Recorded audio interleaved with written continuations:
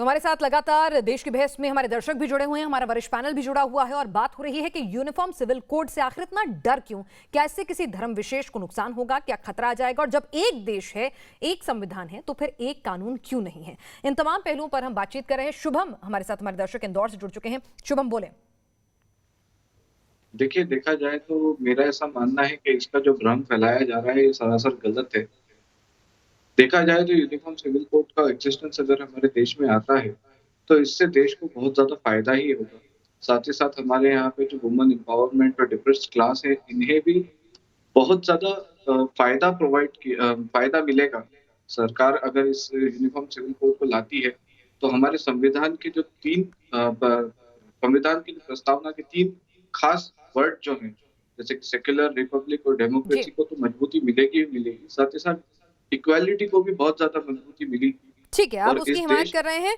हमारे साथ अश्विनी उपाध्याय जी जुड़े हुए हैं। अश्विनी जी, एक बात बताइए, यहाँ पर हमारे पैनल की एक ही दलील जो मेरे को समझ में आई वो ये थी कि भाई अगर आप यूनिफॉर्म सिविल कोड लाते हैं तो वो किसी के धार्मिक अधिकारों का हनन है और साथ ही साथ कहीं ना कहीं यूनिफॉर्म सिविल कोड जो है हमारी जो सालों से चली आ रही परंपरा, संस्कृति, उसको भी कहीं ना कहीं पीछे कर देगा।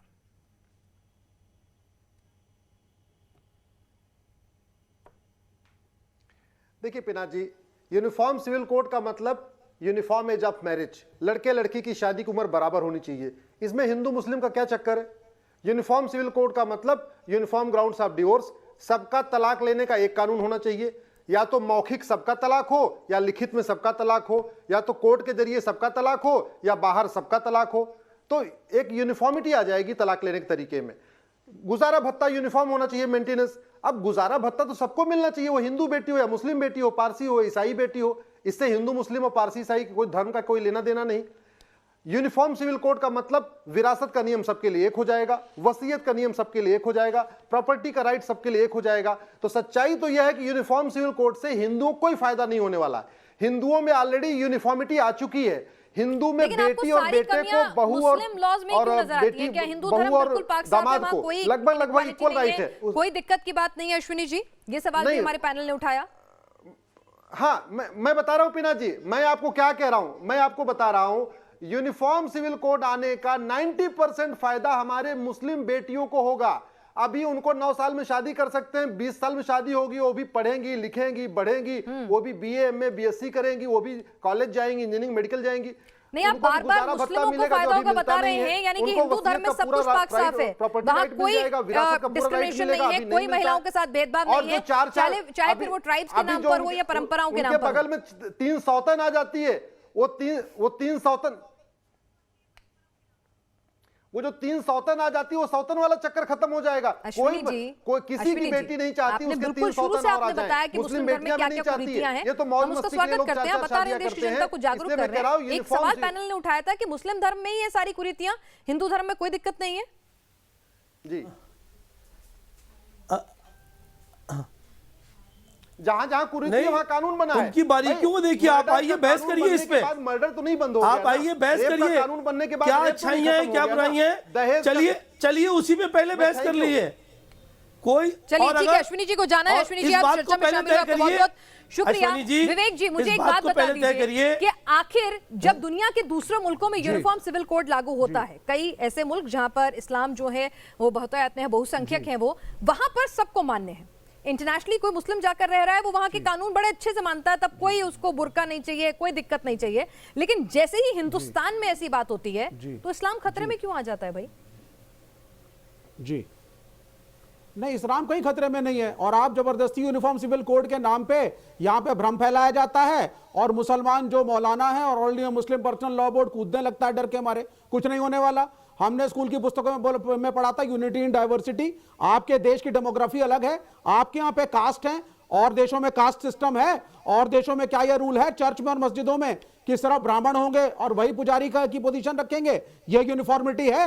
ये रिजर्वेशन इस्लाम में और क्रिश्चियनिटी में है क्या कि एक ही जाति का आदमी है वही शंकराचार्य बनेगा, एक ही जाति का आदमी मठ का अधीश्वर बनेगा? औरतें नहीं बन सकती हैं? महिला कब शंकराचार्य बनेगी हिंदू धर्म के अंदर? प्रोफेसर रागी, सबरीमाला में क्या तो ये भी बदलाव आएंगे? बहुत बड़ी बड़ी बातें हो रही हैं। सवाल उठा रहे हैं कि ये भी यूनिफॉर्मिटी ये भी आएगी? पहले हम अपने धर्म को तो सुधार लें। मुस्लिम धर्म में तो बहुत सारी खामियां हैं जो गिनवाई अश्विनी जी ने, और उसके लिए बहुत उद्धार हो जाएगा अगर यूनिफॉर्म सिविल कोड आएगा, लेकिन क्या ये खामियां भी दूर होंगी? विवेक जी को जवाब दें।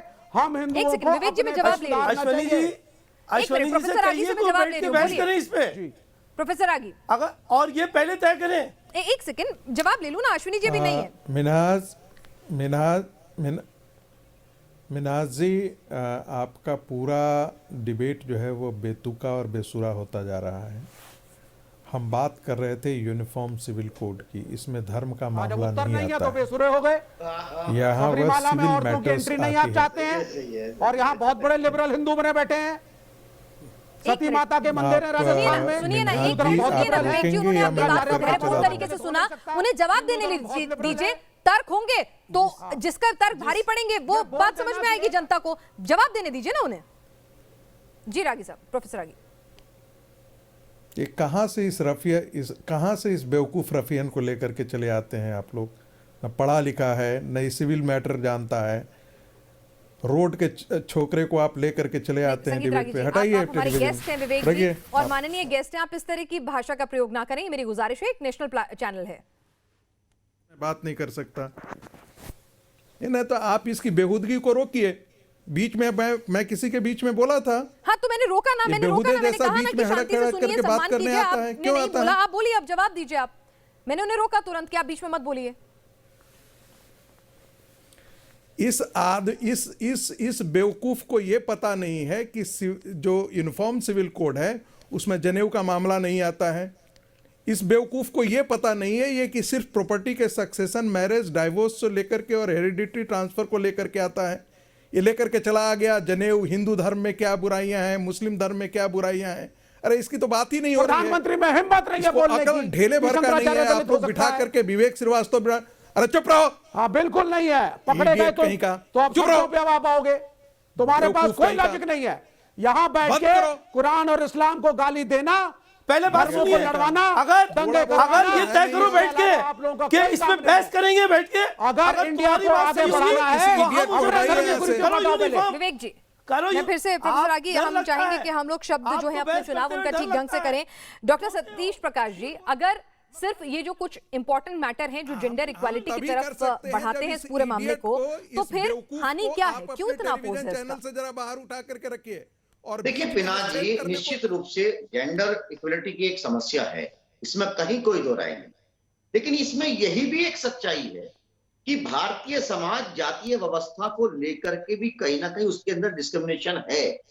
जातीय व्यवस्था एक बीमारी है, वो अलग बात है ना। अगर आप सुनिए ना, जेंडर इक्वालिटी की बात हो रही है यहाँ पर, जिस तरह से प्रोफेसर रागी ने कहा कि कुछ अहम मुद्दे हैं जो बार बार अदालत का बोझ भी बढ़ाते हैं और इनइक्वालिटी भी लाते हैं, हमारी संविधान की भावना को भी कहीं ना कहीं क्षति पहुंचाते हैं, तो उन पर क्यों नहीं बात हो?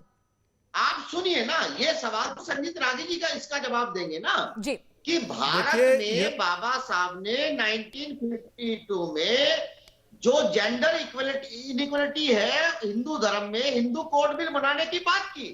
तमाम आरएसएस और तमाम बीजेपी तब नहीं थी, लेकिन तमाम हिंदुओं के लीडर्स ने बाबा साहब की इस बात का विरोध किया और बाकायदा सामंतवादी व्यवस्था के कुछ कांग्रेस के लीडरों ने इस बात का साथ दिया और बाबा साहब ने बाकायदा कैबिनेट से इस बात को मुद्दे को लेकर के इस्तीफा दिया। चलिए, तो यहां पर इस बहस में ये समझ में अभी तक कोई नहीं बता पाया कि 5 ऐसी वजह क्या हैं जिससे कि भाई यूनिफॉर्म सिविल कोड नहीं आना चाहिए। क्या नुकसान हो जाएगा, क्या क्षति हो जाएगी इस्लाम को या किसी और धर्म को? क्या जो हमने पोल पूछा था उसका नतीजा आपके सामने है। क्या देश को समान नागरिक संहिता की जरूरत है? 90% हमारे दर्शक चाहते हैं कि हाँ, ये समय की जरूरत है। लेकिन क्या सरकार वाकई में संजीदगी के साथ इस पर आगे बढ़ रही है या फिर चुनावी शगुफा भर है? ये आने वाले दिनों में और स्थिति स्पष्ट हो जाएगी। हमारा पूरा पैनल इस चर्चा में शामिल हुआ। आपका बहुत बहुत शुक्रिया।